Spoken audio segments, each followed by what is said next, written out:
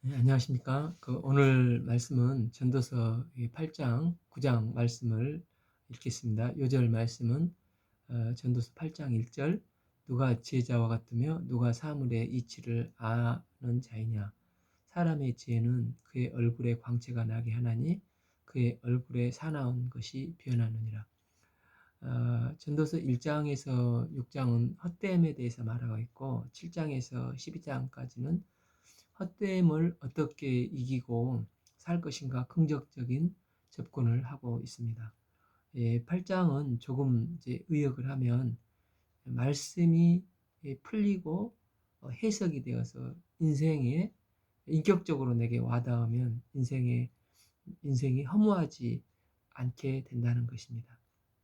또 하나는 이 부조리가 있을 수가 있는데 그걸 바라보지 말고 말씀을 바라보고 우리 신약 성경에 믿음의 주요 온전케 하신 예수님을 바라보듯이 예, 명랑하게 그 예수님을 바라보고 기쁘게 사는 것이 헛되지 않게 의미 있는 인생을 산다는 것입니다. 누가 지혜자와 같으면 누가 사물의 이치를 아느냐. 사람의 지혜는 그 얼굴에 광채가 나게 하나니 그의 얼굴에 사나운 것이 변하느니라. 사물의 이치를 누가 압니까? 마지막 17절을 보면 또 내가 하나님의 모든 행사를 살펴보니 해 아래에서 행하는 일을 사람이 능히 알아낼 수 없도다. 사람이 아무리 애를 써서 알아보려고 할지라도 능히 알지 못하니 비록 지혜자가 아는다 할지라도 능히 알아내지 못하리로다. 그러니까 인간은 이치를 알 수 없다는 것입니다. 그래서 아무도 경물 치지한다 할지라도 결국은 모른다는 것입니다. 때문에 우리는 미래를 알고 가는 사람이 아니라 하나님을 믿고 가는 성도들이지 않습니까? 1절에서 사물이라는 그 히브리 원어에서는 다바르 그 말씀으로 기록되어 있다고 하는데 사물의 이치, 말씀의 이치, 말씀을 해석하는 자라고 해석할 수가 있습니다. 그래서 핸드폰도 비밀번호를 풀어야 쓸 수가 있듯이 우리 인생도 말씀이 풀리지 않으면 성경은 성경이고 나는 나로 따로 놀기 쉽다는 것입니다. 때문에 성경을 읽으면 그런 경우는 졸리기만 하죠. 마치 비밀번호가 안 풀리는 핸드폰 같아서 아무 쓸데가 없다는 것입니다. 그런데 말씀이 풀리고 인격적으로 말씀이 와닿기 시작하면 이게 내 인생의 길이요, 진리요, 생명이 된다는 것입니다. 그래서 말씀도 중요하지만 말씀이 풀리고 인격적으로 해석되는 것이 사물의 이치를 아는 것처럼 중요하다는 것입니다. 이 모세도 하나님과 교제를 하니까 이제 출애굽기 30장 29절 자기가 여호와의 말씀함으로 말미암아 얼굴에 광채가 났다고 하지 않습니까? 이처럼 말씀이 풀리고 말씀이 나에게 인격적으로 와 닿으면 그 마음이 변화가 되어서 얼굴에 광채가 나고 삶이 변화되고 이런 성령 충만한 삶을 살게 되는 것입니다. 이 내가 고나노라 왕의 명령을 지키라 이미 하나님을 가리켜 맹세하였음이니라. 여기서 이제 왕은 하나님을로 해석을 하면 되죠. 3. 왕 앞에서 물러가기를 급하게 하지 말며 악한 것을 일삼지 말라. 왕은 자기가 하고자 하는 것을 다 행함이니라. 3. 왕 앞에서 물러가기를 급하게 하지 말라는 말씀은 내 생각과 다르다고 해서 무례하게 고집부리지 말고 말씀에 순종하는 게 중요하다는 것입니다. 그러니까 말씀 저버리고 내가 답이다 하고 자기 답을 가지고 나가면 또 고집이 생기고 분노가 생기면 이제 분별력을 잃어버리게 되는데 그 뭐가 되겠는가 때문에 왕의 명령인 말씀에 순종하고 내 삶의 걸음을 왕과 같이 하라는 것입니다. 4절 왕의 말씀은 권능이 있나니 누가 그에게 이르기를 왕께서 무엇을 하시나이까 할 수 있으랴. 5. 명령을 지키는 자는 불행을 잊지 못하리라. 지혜자의 마음은 때와 판단을 분별하나니 하나님을 경외하는 사람은 세상 돌아가는 것을 분별할 줄 안다는 것입니다. 하나님이 기뻐하시는 것이 무엇인지 지금 내가 힘써 해야 될 것이 무엇인지를 분별하여 행할 수 있게 됩니다. 6절 무슨 일에든지 때와 판단이 있으므로 사람에게 임하는 화가 심함이니라. 그래서 잠언 그 3장 1절에서 범사에 기한이 있고 천하의 만세가 다 때가 있나니 천하의 모든 일은 기한과 때가 있다고 했습니다. 자연의 시기가 바뀌듯이 때와 시기가 있다는 것입니다. 그래서 영원히 변치 않으신 하나님을 바라보는 삶을 살아야 한다는 것입니다. 7. 사람이 장래 일을 알지 못하나니 장래 일을 가리킬 자가 누구랴. 우리가 장래 일을 아무도 알 수가 없습니다. 그래서 우리가 정말 지혜를 가지고 하나님을 경외하는 겸손한 마음을 가져야 한다는 것입니다. 자연 앞에서 겸손해야 하고 무엇보다도 하나님 앞에서 자신의 연약함을 깨닫고 겸손한 삶을 살아가는 것을 말을 하고 있습니다. 이 겸손한 사람만이 하나님을 이제 바로 알 수가 있고, 우리는 이제 아침에 웃다가 또 저녁에 무슨 일이 생겨서 슬픔이 찾아올 수도 있지 않습니까? 지금 잘 된다고 해서 교만한 사람은 8절 바람을 주장하여 바람을 움직이게 할 사람도 없고 죽은 나를 주장하는 사람도 없으며 전쟁터를 모면할 사람도 없으니 악이 그의 주민들을 건져낼 수 없느니라. 그러니까 부조리한 세상에서 마치 이 바람에 나는 겨처럼 헛되게 살아간다는 것입니다. 그러나 겸손히 주님을 경외하면서 살아갈 때 하나님은 우리에게 분별력을 주셔서 이 땅 가운데서 어떻게 살아가는 게 의미 있고 지혜로운 삶인지를 깨닫게 해주신다는 것입니다. 이제 9절에서 17절까지는 부조리가 있으면 부조리를 쳐다보지 말고 겸손히 주님만을 쳐다보고 명랑하게 살라는 것입니다. 9절 내가 이 모든 것을 보고 해 아래에서 행하는 모든 일에 마음을 두고 살핀즉 사람이 사람을 주장하여 해롭게 하는 때가 있도다. 그러니까 권력의 사유화를 말하고 있는데, 하나님께서 우리에게 힘을 주신 것은 그 위임된 힘을 가지고 이웃을 섬기고 하나님을 섬기라고 주신 것입니다. 그 힘을 자기를 위해서 이제 권력의 사유화를 시켜서 이렇게 살면은 많은 문제가 생긴다는 것입니다. 뭐 그 약자 편인 줄 아는데 특권 세력이 되고 국회의원이 돼서 다 해먹고, 또 문제는 자신이 그렇게 행한지도 모르는 뭐 위안부 문제 국회의원도 있지 않습니까? 그러니까 죄인된 본성을 가진 인간에게 권력의 사유화로 사람이 참 사람을 주장하는 부조리가 발생할 수밖에 없다는 것입니다. 그러니까 바울은 기독교 윤리를 어떤 일을 할 때 그 일이 덕이 되느냐 안 되느냐가 기준이 되어야 하고, 또 하나는 다른 사람에게 해가 된다면 할 수만 있으면 내려놓으라는 것입니다. 그래서 고린도전서 10장 23절 24절 보면 모든 것이 가하나 모든 것이 유익한 것은 아니요 모든 것이 가하나 모든 것이 덕을 세우는 것은 아니니 누구든지 자기의 유익을 구하지 말고 남의 유익을 구하라. 이게 기독교 윤리라는 것입니다. 때문에 부조리함에 너무 자기 주장을 세우면서 거기에 말려들지 말라는 것입니다.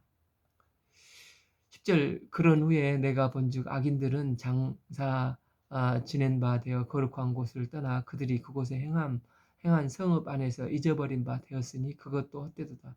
그러니까 어떤 사람이 악한 일을 해서 죽었으면은 이제 악골골짜기에 묻혀야 하는데 이제 거룩한 예루살렘 성에 묻히는 것입니다. 이제 그럴 수도 가끔 있을 수가 있지 않겠습니까?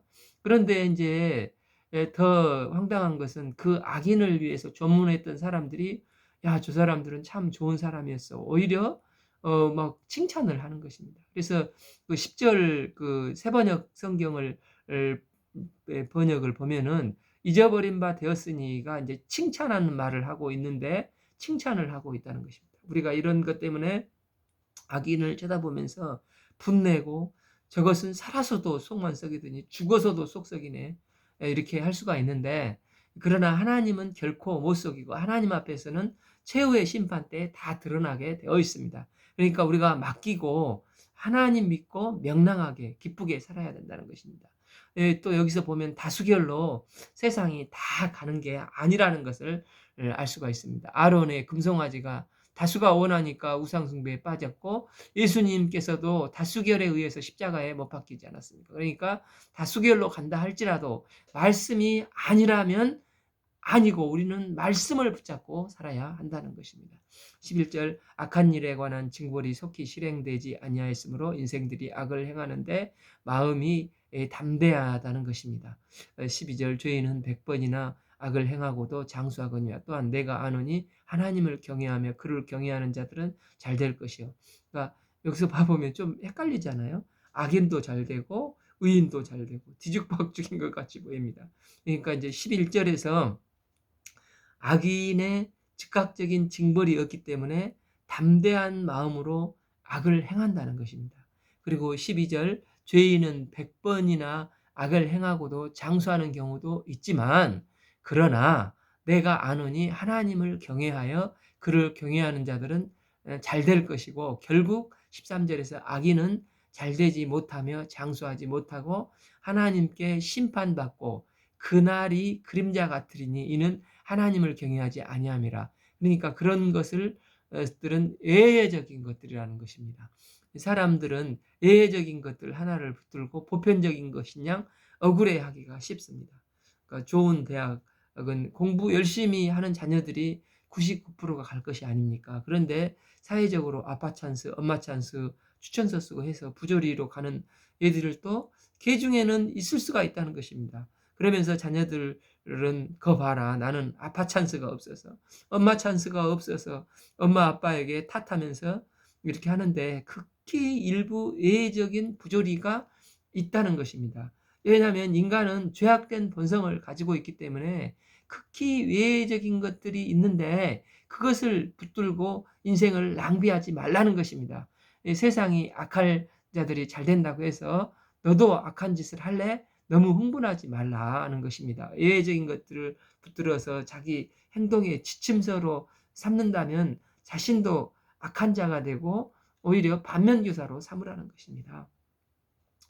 14절, 세상에서 행하는 헛된 일이 있나니 곧 악인들의 행위에 따라 벌을 받는 것인들, 의인들도 있고 의인들의 행위에 따라 상을 받는 악인들도 있다는 것이라 내가 이르노니 그것도 헛되도다. 이런 부조리가 있을 수가 있다는 것입니다. 15절, 그러나 내가 희락을 찬양하노니 이는 사람이 먹고 마시고 즐거워하는 것보다 더 나은 것이 해 아래 없음이라. 하나님이 사람을 해 아래에서 살게 해주신 날 동안 수고하는 일 중에 그러한 일이 이와 그와 함께 있을 것이니라.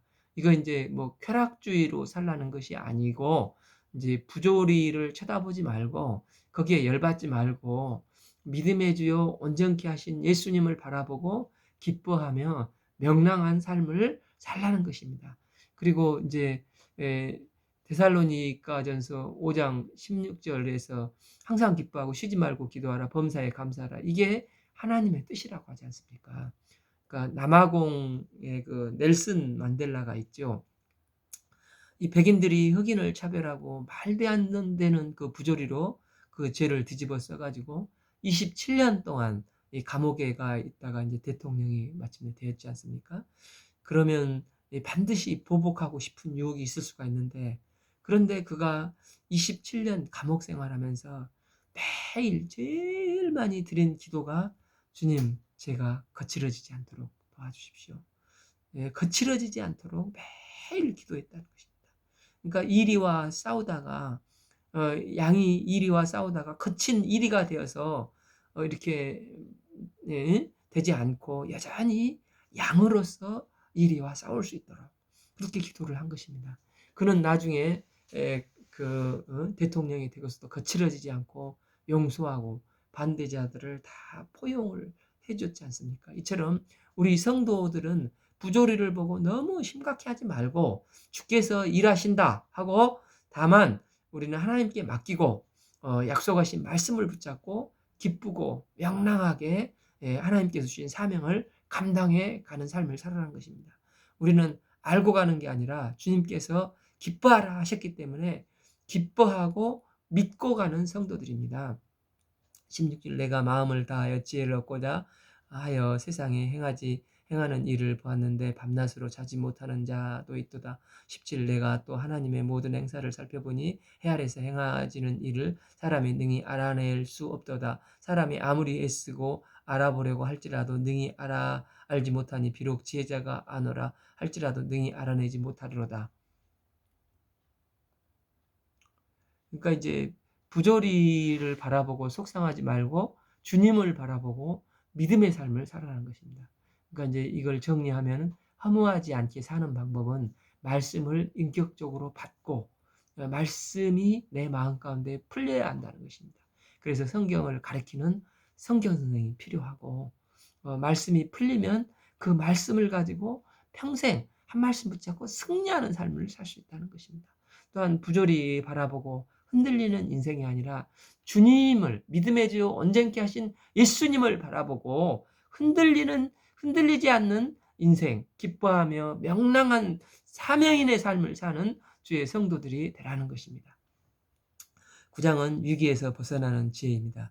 1절에서 10절까지 전반부는 인생은 죽음으로 모든 것이 평준화가 된다는 것입니다. 그러면 인생은 후회 없이 살 수 있는 길이 무엇인가? 다 경험해 봤던 이제 솔로몬이 아주 사소하고 소박한 데서 행복을 찾으라고 말을 하고 있습니다. 이제 11절, 19절까지는 삶의 위기가 있는데 삶의 위기를 벗어나는 방법이 뭐냐 하는 것입니다. 아, 그러니까 무기보다도 나은 지혜의 길이 있다는 것입니다. 위기로 대표적인 게 쓸데없는 이제 자존심인데 자존심을 내다가 어려움을 당하지 말고 살라는 것입니다. 1절 내 모든 것을 내 마음에 두고 이 모든 것을 살펴본즉 의인들이나 지혜자들이나 그들의 행위나 모든 다 하나님의 손안에 있는 사람을 받은지 미움을 받을진지 사람이 알지 못하는 것은 모두 그의 미래의 일들입니다. 그러니까 모든 것을 누리면서 경험하고 살펴본 솔로몬의 결론은 모든 것이 하나님의 손에 있다는 것입니다. 잠언 16장 9절에서 사람이 마음으로 자기의 길을 계획할지라도 그 길을 인도하시는 니는 여호와 하나님이시라고 하지 않았습니까? 그러니까 인간이 아무리 여러 가지를 계획할지라도 결국은 하나님의 손안에 있다는 것입니다. 그러니까 이 모든 인류의 역사의 수레바퀴는 하나님께서 주권적으로 운행을 해 가시는 것입니다. 하나님의 손안에 있는 것을 깨달을 때 이제 모든 것이 하나님의 은혜인 것을 깨닫게 되고 다 하나님의 선물로 주신 삶이라는 것을 가지고 알고 이제는 자기 욕망을 위해 쓰지 않고 주를 위해서 사용할 수가 있다는 것입니다.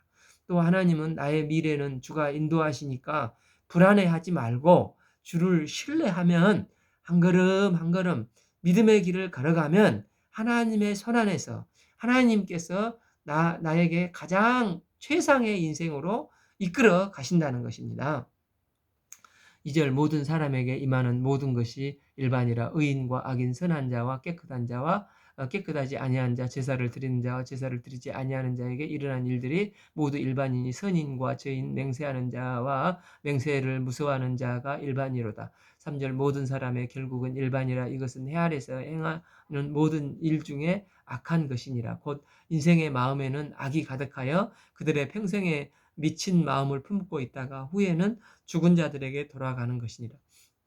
그러니까 이제 2절, 3절을 쭉 읽어봤는데 반복되는 것이 일반이라 이렇게 일반이라는 것을 계속 말을 하고 있는데 결국 죽음 앞에서 사람은 동일하고 다 평준화가 된다는 것입니다.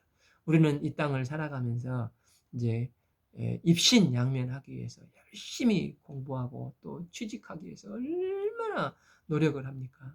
그러니까 막 그냥 그런데 인생을 살면서 나는 저 사람보다 뛰어나기를 원하지만 시간이 가면 갈수록 점점 평준화가 되는 것을 보게 됩니다. 그러니까 이제 나이가 점점 들어가 보니까 점점 평준화되는 것을 이제 알 수가 있습니다. 평준화의 원리라는 말이 있지 않습니까?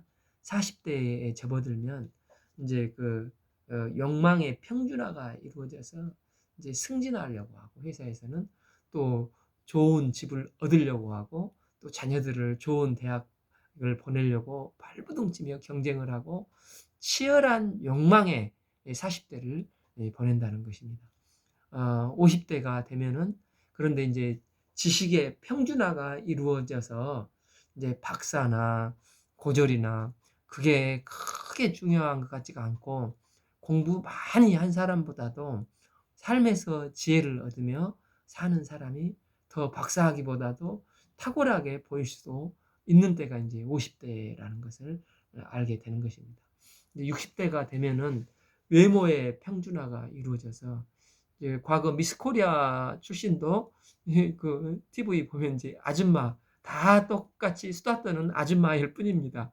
이제 70대가 되면은 건강의 평준화가 이루어져서 운동을 한 사람이나 안 한 사람이나 다 똑같이 이제 비슷해집니다. 80대가 아직 살아 있으면 부의 평준화가 일어나서 돈이 많건 작건 하루 3끼 먹으면 이제 되는 것입니다. 그리고 그 먹고 건강하게 걸으면 살아 있고 누우면 이제 죽는 때가 되는 것입니다. 그래서 90대까지 살아 있으면 이제 생사의 평준화가 이루어져서 다 마지막에는 이제 죽음이라는 평준화, 임금님이나 뭐 노비나 다 똑같이 이제 죽으면서 평준화가 이루어지는 것입니다. 그러면 살아있는 사람들의 유익이 무엇일까요? 이제 변화의 가능성이 있다는 것입니다. 그래서 이제 중동 속담의 하나를 말씀은 예를 들고 있습니다. 4절 모든 산자들 중에 들어있는 자에게는 누구나 소망이 있음은 산개가 죽은 사자보다 낫기 때문이라. 산자들은 죽을 줄 알되 죽은 자들은 아무것도 모르며 그들이 다시는 상을 받지 못하는 것이라. 이들의 이름이 잊어버림 받으리라. 그들의 사랑과 미움과 사기도 없어진 지 오래니 해 아래서 행하는 모든 일 중에 그들이 에게 돌아갈 몫은 영원히 없느니라. 그러니까 중동에서 이제 가장 천시하는 게 개라고 합니다. 그래서 그 유대인들이 이방인들을 개 취급을 하지 않습니다. 그래서 이제 최고의 욕이고 또 부스러기도 떨어지는 개들이 먹다가 이렇게 말씀 인용도 봐보면 또 개가 핥다가 이런 최악의 표현들이 나오지 않습니까? 그러니까 반면 이제 사자는 중동에서 별로 없는데 굉장히 위험이 있고 용맹하고 또 뭐 왕으로서의 가치가 있고 또 동물로서 하늘과 땅의 차이지 않습니까? 그런데 살아있는 개가 이 죽은 사자보다도 훨씬 낫다는 것입니다. 그렇기 때문에 아무리 내가 비천해 보여도 살아있음이 감사하다는 것입니다. 살아있다는 것은 이제 왜냐하면은 지금 바꿔질 변화될 수 있기 때문입니다. 살아있을 때 할 수 있는 최고의 일은 내가 예수님을 믿으면 구원을 받고 영생을 얻을 수가 있습니다. 또 천사도 흠모하는 복음을 증거할 수가 있습니다. 그러나 이제 그 부자 나사로의 비유를 보면 지옥에 가면은 모든 게 끝장입니다. 이제 부자가 이제 이제 깨닫고 아차하고 자기는 이제 어쩔 수 없이 지옥에 가지만 자기 살아있는 형제들에게 복음을 전해달라고 막 사정을 하지 않습니까? 그러나 그때 5 형제들이 있는데 그 사람들에게 전도 좀 해달라고 했지만 죽은 후에는 결코 되지 않는다는 것입니다. 그러니까 살아있을 때 이제 예수님을 믿고 살아있을 때 전도를 해서 영혼을 살리는데 쓰임 받을 수 있다는 것입니다. 10 내 손에 일을 얻는 대로 힘을 다하여 할지라도 내 장차 그들이 수월에 일도 없고 계획도 없고 지식도 없고 지혜도 없습니다. 이 땅에서 생명이 있을 때 할 수 있는 게 변화시킬 수 있다는 것입니다. 죽으면 이제 안 되고 오직 영생과 영벌밖에 없으니까 생명이 있을 때 내가 변화되고 또 상대방에게 복음을 전해서 상대방이 사랑하는 사람들이 변화되는 축복을 얻는 것이라는 것입니다. 그러면 살아있는 동안의 행복이 무엇입니까? 우리가 이제 변화시킬 수 있는 것을 변화시켜야 하는데 아주 또 일상으로 소박한 것이라는 것입니다. 첫째는 살아있을 때 한마디로 기쁘게 뭘 먹든지 기쁘게 먹으라는 것입니다. 7절 너는 가서 기쁨으로 내 음식을 먹고 즐거운 마음으로 내 포도주를 마실지라. 이는 하나님이 내가 하는 일을 벌써 기쁘게 받으셨습니다.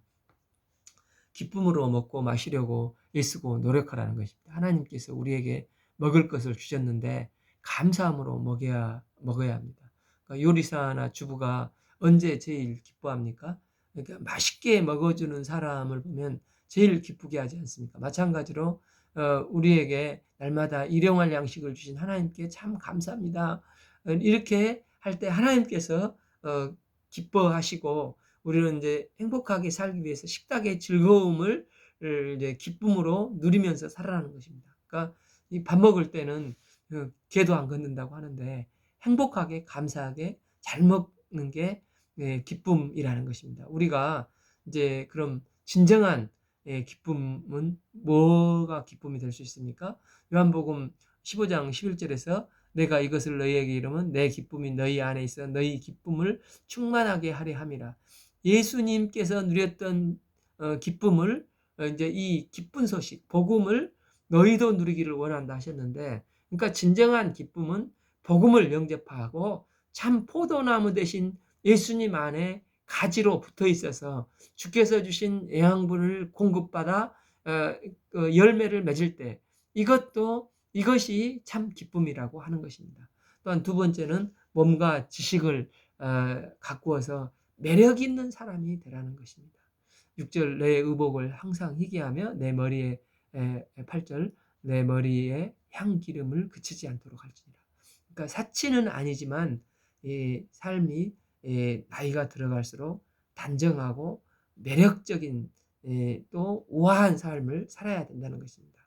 그러니까 저기 아우슈비츠 가스실에서 이제 다 죽음이 결정되어 있는데 그러나 그 몇몇 사람들은 깨진 병조가리로 이제 면도를 하면서 또 어떤 사람은 글을 쓰거나 또 말씀을 암송하는 사람들 뭔가 자기 그런 극한 상황에서도 매력을 가꾼 사람들은 실제 거의 살아났다고 합니다. 그러니까 나이가 들어서도 우리는 이제 퍼지기 쉬운데 퍼지지 말고 자기만의 매력, 자기만의 그런 것들을 계속 개발을 해서 환경과 조건을 떠나서 가꾸어가는 삶이 되어야 한다는 것입니다. 세 번째, 가정에서 기쁨을 누리고 살라는 것입니다. 9절 내 헛된 평생의 모든 날 곧 하나님이 헤아려서 주신 것이 헛된 날에 내가 사랑하는 아내와 함께 즐겁게 살지어다. 이것이 내가 평생 헤아려서 수고하고 얻은 내 몫이라. 하나님께서 행복한 가정을 주셨는데 가정에서 행복을 누리지 못하는 사람처럼 불행한 사람이 없다는 것입니다. 건강한 가정을 세우기 위해서 내가 이제 아내에게 눈높이를 철저히 맞추고 또 아내는 남편에게 맞추고 서로 이렇게 연합해 가라는 것입니다. 그리고 또 무엇보다도 영적으로 건강한 가정이 될 때 이제 건강한 가정이 된다는 것입니다. 이 세 가지가 다 기본적으로 해야 될 건데 이게 기본이 중요하다는 것입니다. 솔로몬이 내린 결론이 다 평준화 되는데 어차피 먹을 때 기쁘게 먹고 또 자기 관리 잘하면서 매력을 기르고 또 가정의 행복하면 이제 무한한 인생 가운데 하나님이 주신 사명을 한 걸음 한 걸음 감당하며 사는 게 행복이라는 것입니다.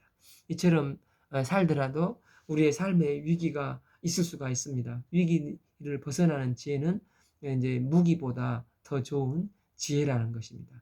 그래서 이제 그 7장 그 16절에서 지나치게 의인이 되지 말고 지나치게 지혜자가 되지 말라. 어찌하여 그 스스로 패망하게 하느냐 이런 말씀을 하시지 않습니까? 그래서 지나치지 말라는 것입니다. 극단으로 치우치지 말라는 것입니다. 왜냐하면 세상이 이제 죄인된 세상이 살아가는 세상이 요지경이기 때문이라는 것입니다. 그러니까 이제 충성되면 다 좋아하는 것 같지만 또 충성되면 꼴 보기 싫어하는 사람도 있을 수가 있다는 것입니다. 내가 이제 95% 이상 장점이 있어도 이제 조그만한 약점이 보이면은 사람들은 그것을 꼬집어내서 시기하고 인제 넘어뜨리려고 하는데 이게 인생이라는 것입니다. 그래서 그 삶을 살아가는 데 있어서 예를 들어서 인제 영웅 중에 우리 인제 중국 고대사에 봐 보면 한고조 유방이라고 잘 들어보셨죠? 그러니까 그 밑에는 잔량, 장량, 한신, 소화 등 좋은 부하들이 많이 포진되어 있었는데 유방이 마음이 들쑥날쑥해서 다 그 제거를 해 버리지 않습니까? 그중에 한신만큼 충성스러운 사람이 어디가 있었습니까? 그러니까 충성을 다했다고 나중에 인제 그 뭐 사냥 끝낸 이 개를 잡아먹듯이 토사구팽 해 버렸단 말을 남겼습니다. 반면 재상 중에 소하라는 사람은 나라에 공을 많이 세워서 인제 재상이 됐다고 합니다. 그때 소아의 집에 이유 없이 먹여 살리는 이제 식객들이 있었는데 그중에 한 사람이 소아에게 "왕에게 상 많이 받았다고 절대 자랑하지 말고 잔치하지 말고 맞추세요. 그래야 살아날 수 있을 것입니다."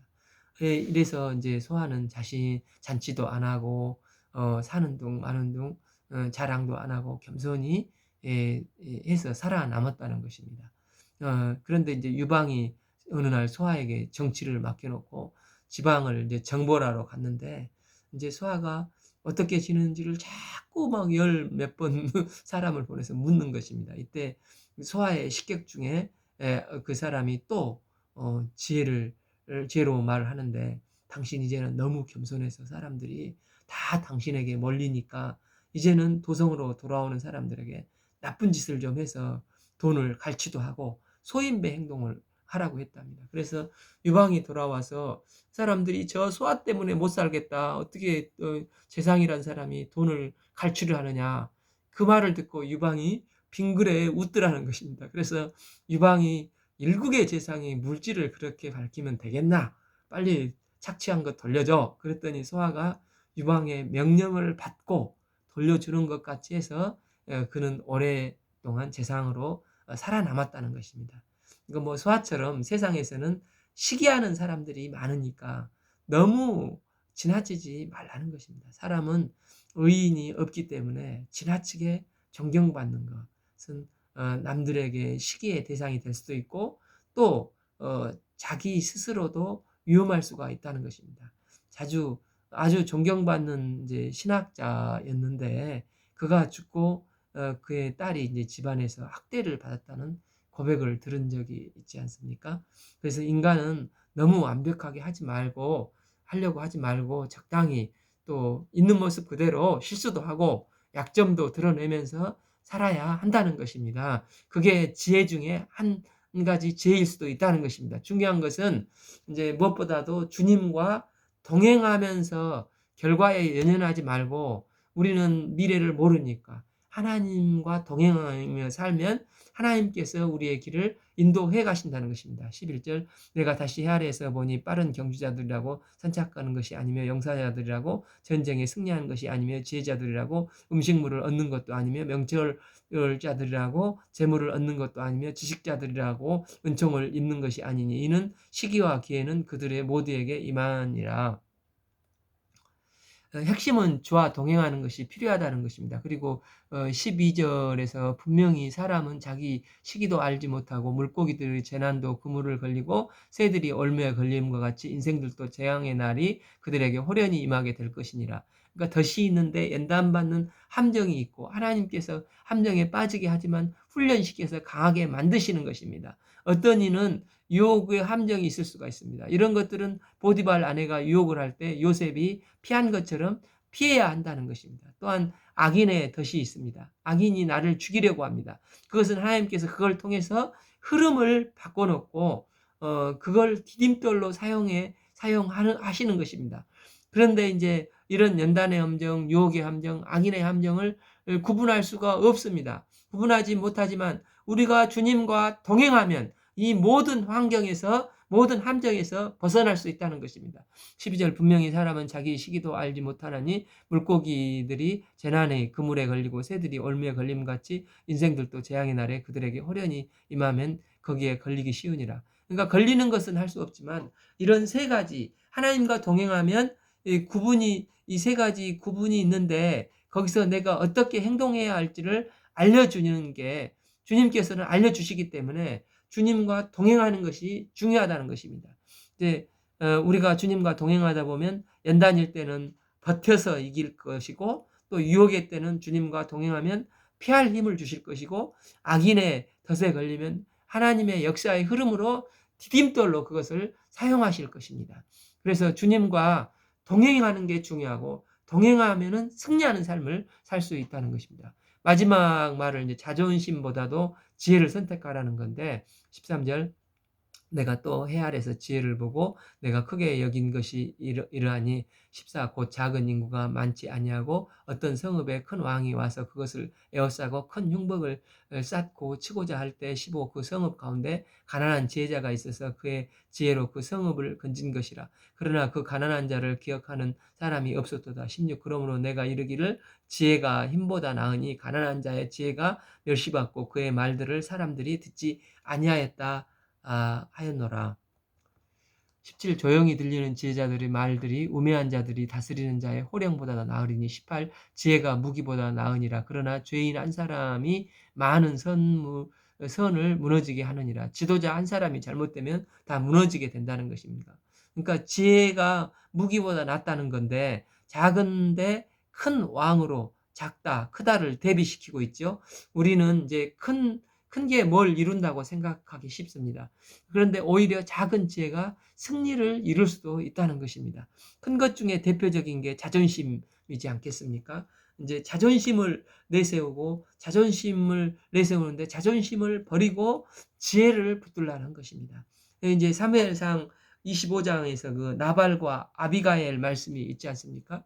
이제 나발은 다윗이 와서 먹을 것을 좀 달라고 하니까 자존심을 내세워서 다윗이 누군데 이새의 아들이 누구냐? 요즘 도망치는 노예들이 많다고 들었는데 이렇게 헛소리하고 목에 힘을 주고 자존심을 내세우는데 결국은 그런 죽게 되지 않습니까? 그때 아비가일이 이제 다윗에게 나가서 아비가일은 나발은 나쁜 놈입니다. 당신은 장차 왕이 되실 분인데 피 묻히면 되겠습니까? 그리고 자존심을 꺾고 이제 이 말을 하니까 아비가일이 지혜롭지 않습니까? 그래서 그 위기를 다 극복을 했습니다. 우리 인생도 쓸데없는 자존심에 목숨 걸리 말라는 것입니다. 자존심 또한 나를 살리려고 하고 에고이지 않습니까? 지혜는 나를 죽고 하나님의 뜻에 살아가는 게 지혜입니다. 그러니까 정리하면 인생은 다 평준화된 것입니다.